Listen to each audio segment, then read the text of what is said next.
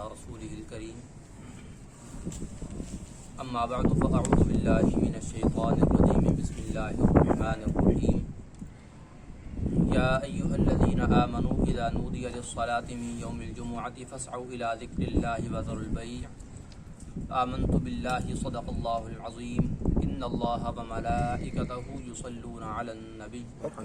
يا أيها الذين آمنوا صلوا عليه وسلموا تسليما اللهم صل على سيدنا ومولانا محمد معدن الجود والكرم وآله وأصحابه وسلم صلاة وسلاما عليك يا سيدي يا رسول الله وعلى آلك وأصحابك يا حبيب الله حمد و صلاة کے بعد الحمدللہ ہمارا جو پچھلا درس تھا وہ جمعے کے حوالے سے تھا. جمعے کے مسائل آپ کے سامنے ہم نے عرض کیے تھے اور اس کا طریقہ اور اس کا ہلکا سا پس منظر، اس کی ہلکی سی تاریخ اور کچھ ضروری مسائل آپ کے سامنے بیان کیے تھے، جس میں نماز اور خطبہ دونوں کی باتیں ہم نے آپ کے سامنے بیان کی تھی. آج کچھ سنتوں کے بارے میں اور دیگر کچھ اہم باتیں جو ہمارے ہاں رائج ہیں ان کے حوالے سے، ان کی حقیقت کے حوالے سے آپ کے سامنے عرض کرتے ہیں. جمعے کی سنت، جس طرح ہم نے آپ کو پہلے بتایا تھا کہ ہر وضو کے لیے مسواک کرنا سنت ہے، اسی طرح اگر جمعے کے لیے بھی مسواک کی جائے، یعنی جمعے کے غسل سے پہلے یا الگ سے اگر وضو کیا ہے اس سے پہلے، تو یہ بھی سنت میں شمار ہوگا اور اس کا بھی سنت کا ثواب ملے گا. لہذا مسواک کرنا بھی سنت ہوا. اسی طرح غسل کرنا یہ بھی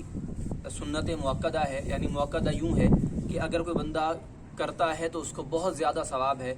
لیکن اگر خدا نخواستہ وہ نہیں کرتا کسی بھی وجہ سے اور بار بار یعنی کئی مرتبہ ایسا ہوا کہ بیچارہ نہیں کر پایا یا اس نے جان بوجھ کر نہ کیا، تو بہرحال اس کو گناہ نہیں ملے گا. کیونکہ ویسے سنت مؤکدہ کی جو اصل تعریف ہے، اصطلاحی تعریف ہے،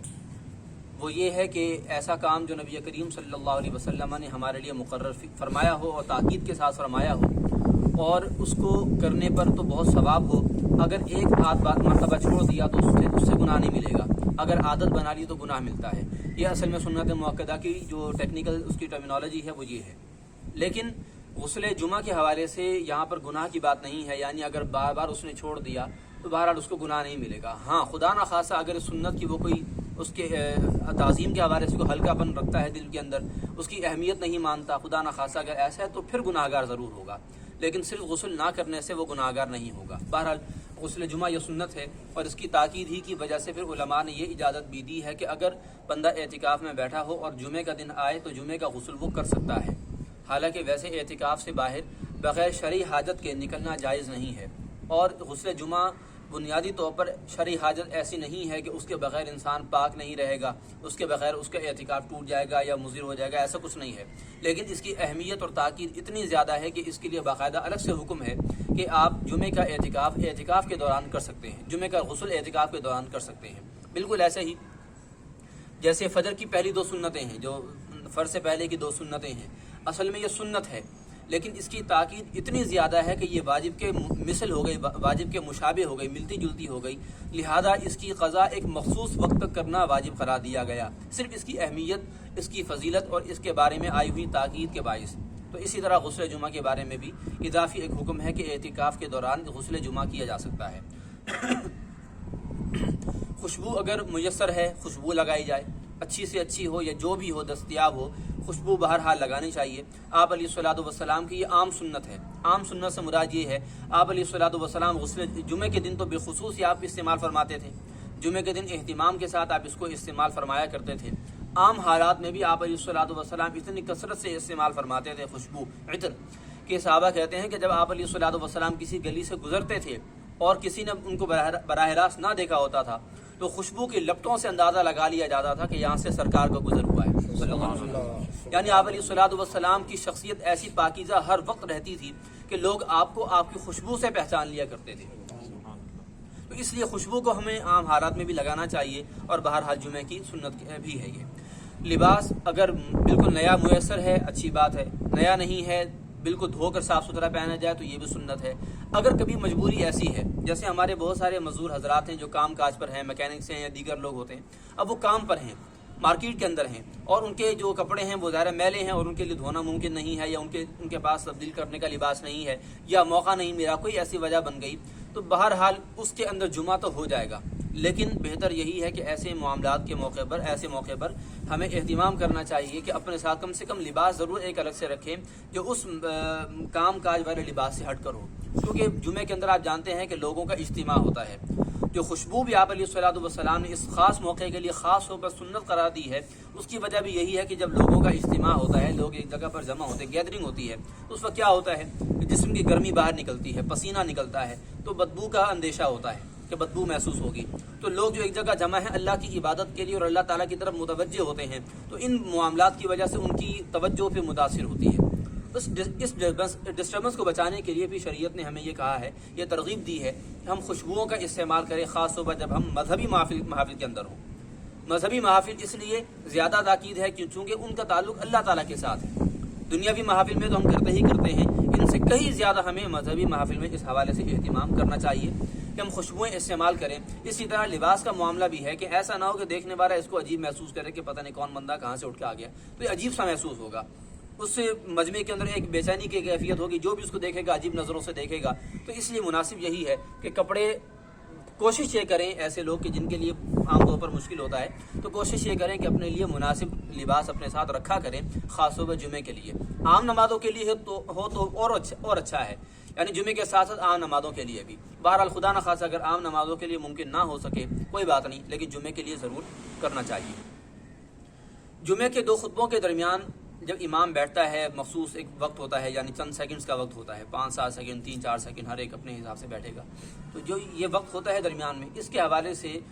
وہ اوقات کے جن کے بارے میں یہ منقول ہے، کتابوں میں لکھا ہوا ہے کہ وہ اوقات ایسے ہیں کہ جن میں دعا یقینی طور پر قبول کی جاتی ہے، ان میں سے ایک اس کو بھی شمار کیا گیا ہے۔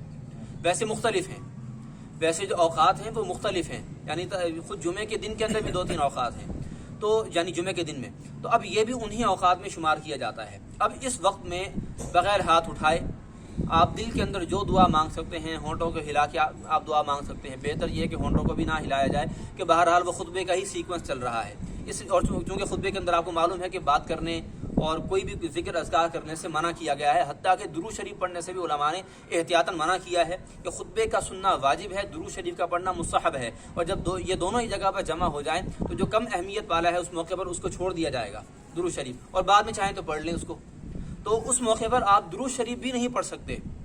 اگر آپ خطیب نے جو ہے وہ سرکار علیہ الصلوۃ والسلام کا نامی لیا ہے، تو جواب میں درود شریف اس موقع پر پڑھنا زبان سے یہ ضروری نہیں ہوگا، دل میں پڑھ لیں بغیر زبان کے تو ٹھیک ہے، اگر دل میں نہیں پڑھ سکے بعد میں اس کو پڑھ سکتے ہیں، اس موقع پر نہ پڑھا جائے۔ اب یہ جو ہم دعا کریں گے تو اس کے لیے بھی بہتر یہی ہے کہ دل کے اندر ہی دعا مانگی جائے، زبان کو نہ ہلایا جائے، بہتر یہی ہے۔ زبان سے ہلا لیا جائے تو ایسا کوئی حرج نہیں ہے۔ اور دوسرا یہ کہ عام طور پر ہمارے ہاں یہ ہم عرصے سے خود بھی دیکھ رہے ہیں، اگرچہ ہماری عمر کوئی بہت زیادہ نہیں، لیکن ہم نے جب سے سنبھالا ہے، مساجد کا رخ کیا الحمدللہ، ہم نے یہی دیکھا اور آج بھی یہ دیکھ رہے ہیں کہ اکثر ایسا ہوتا ہے کہ پہلے خطبے کے دوران اس طرح ہاتھ باندھ لیے جاتے ہیں اور دوسرے خطبے میں یوں ہاتھ رکھ لیے جاتے ہیں، اور اس کے بارے میں شاید کانسیپٹ یہ ہے کہ جی اس کا کوئی مخصوص ثواب ہے، 2 نفلوں کا ثواب ہے۔ یاد رکھیے اس کا کوئی ثواب نہیں ہے، فتویٰ اسی پر ہے کہ اس کا کوئی ثواب الگ سے نہیں ہے۔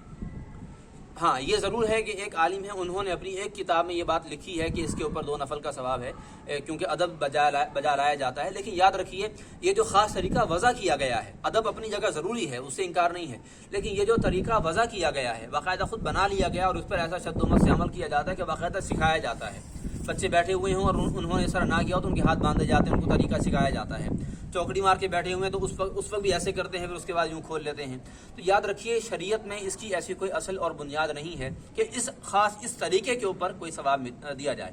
اس طرح کا کچھ نہیں۔ ہاں خاموش بیٹھا رہا جائے،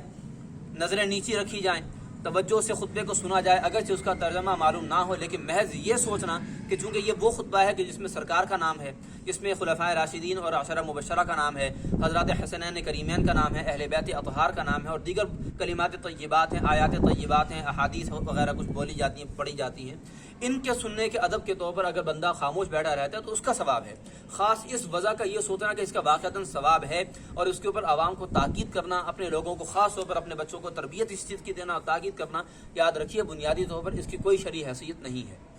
ادب اصل ہے، ادب کے ساتھ بیٹھا رہے بندہ، اس کا جو وہ ادب کا فرض ہے وہ ادا ہو جائے گا، ایک یہ ضروری بات ہے۔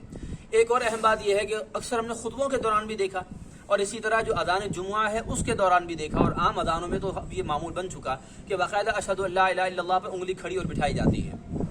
یاد رکھیے اذان کے اندر اور خطبہ جمعہ کے اندر، اذان جمعہ کے اندر اس کی بھی کوئی شرعی حیثیت نہیں ہے۔ یہ جو انگلی کا اٹھانا اور بٹھانا ہے یہ صرف اور صرف نماز کے اندر ہے، نماز کے علاوہ اس کی ایسی الگ سے کوئی حیثیت نہیں ہے انگلی کو اٹھایا جائے اور بٹھایا جائے اور اس کے اوپر کوئی الگ سے ثواب مرتب ہو، یا اس کے لیے کوئی الگ سے جو ہے وہ جیسے شیطان کے لیے نماز کے اندر ہے کہ انگلی اٹھانے کو شیطان کے لیے گرز قرار دیا گیا ہے۔ تو عام موقعات میں عام اذانوں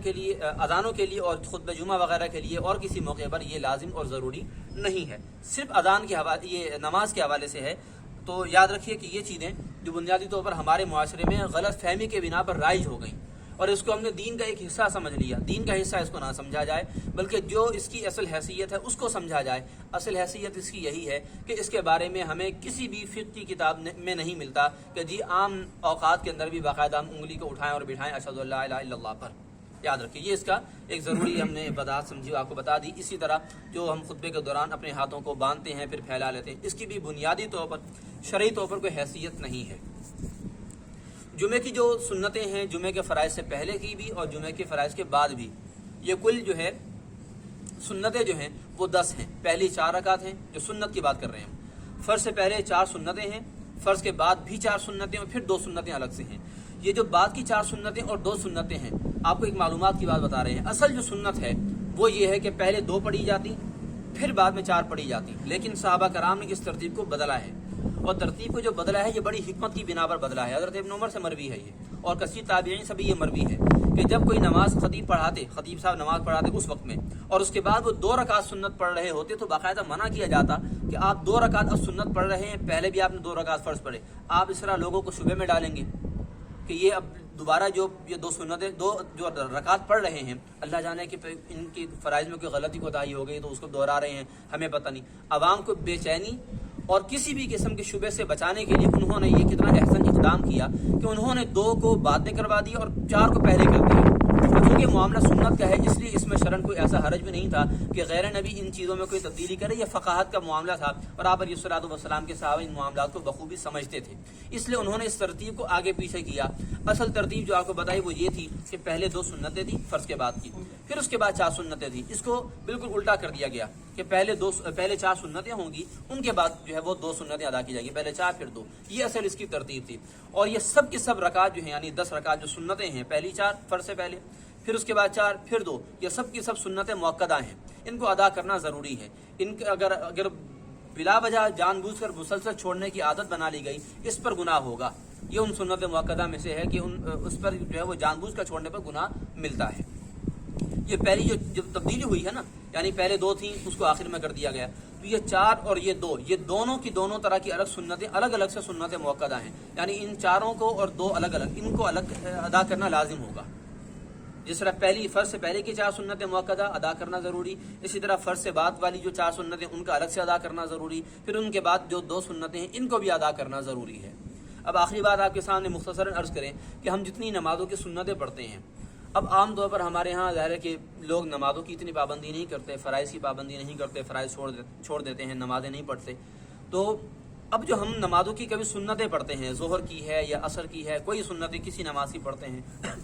بہتر یہ ہے ہم اپنی قضاء عمری کا ضرور لحاظ رکھیں، ہم قضاء عمری کی طرف توجہ کریں۔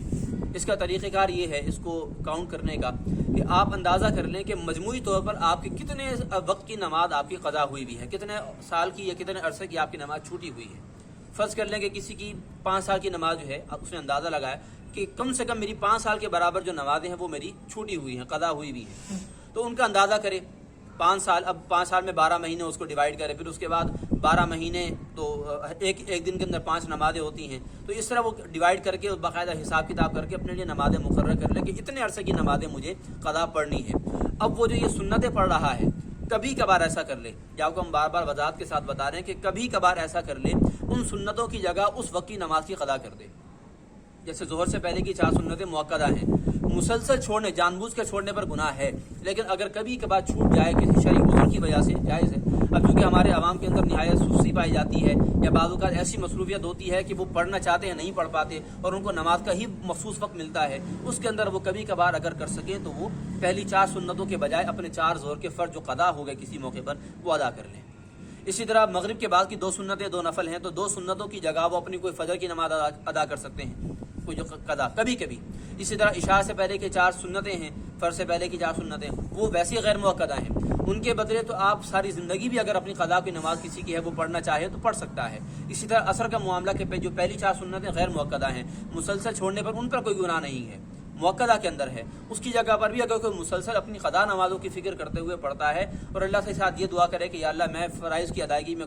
کوشاں ہوں، یا اللہ تو اپنے فضل سے مجھے سنت کا ثواب بھی الگ سے عطا فرما دے، اللہ وہ بھی عطا فرمائے گا۔ اللہ کی رحمت بہت وسیع ہے، اس کی رحمت سے کچھ بعید نہیں کہ وہ ہمیں ہمارے اعمال کا کتنا زیادہ بدلہ دے۔ تو ہمیں یہ چاہیے کہ ہم اپنی قضاء عمری کی طرف توجہ رکھیں اور سنتوں کو ہم اس طرح سے کبھی کبھی کام ملائیں کہ جو شریعت نے ہمیں نرمی دی ہے، رخصت دی ہے کہ کبھی کبھار کسی شرعی عذر کی وجہ سے چھوٹ سکتی ہے، چھوڑی جا سکتی ہے، ہم اس کو اس طرح کام میں لے کے آئیں،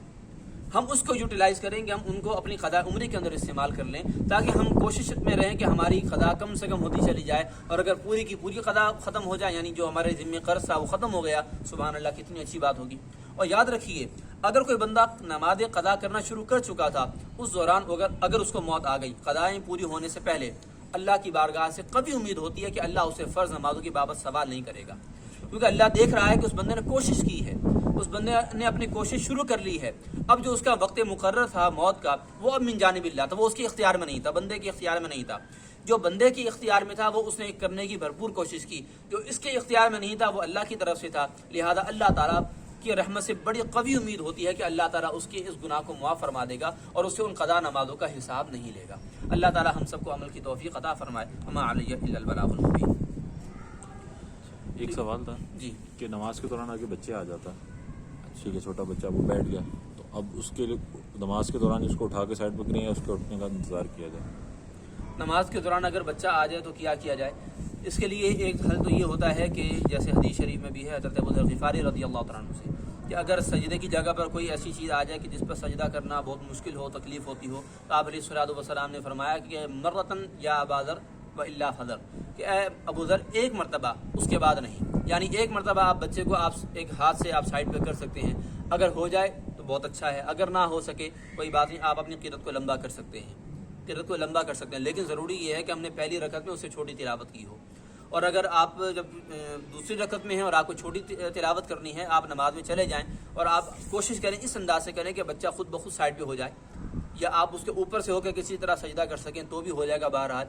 وہ آپ کے آگے ہو اس سے کوئی فرق نہیں پڑے گا۔ بچہ سجدے کی جگہ پہ ہی بیٹھا ہوا ہے، سجدے کی جگہ پر ہو تو آپ سجدے کی جگہ چھوٹی کر سکتے ہیں، یا اس کو آپ تھوڑا سا کوشش کر کے زور لگا کے آئے سلائٹلی آپ اپنے سجدے میں جائیں اور آپ اپنی جگہ پہ سجدہ کر سکتے ہیں۔ اور اگر خدا نہ خاصہ بالکل کوئی صورت نہیں ہے تو پھر یہ امر مجبوری ہے، اس میں آپ اپنی نماز توڑیں، بچے کو سائڈ پہ کریں اور اپنی نماز کو محفوظ بنانے کا پہلے اچھی طرح انتظام کریں، پھر نماز پڑھیں۔ یہ خطبے کے نگاہ جو ہے نا، یہ سننے کے امام کے چہرے پہ ایسا ہے ادب ہے کہ بندہ ویسے نظر نیچی رکھے، لیکن اگر یہ سوچ کر کہ جی عالم بعمل ہے اور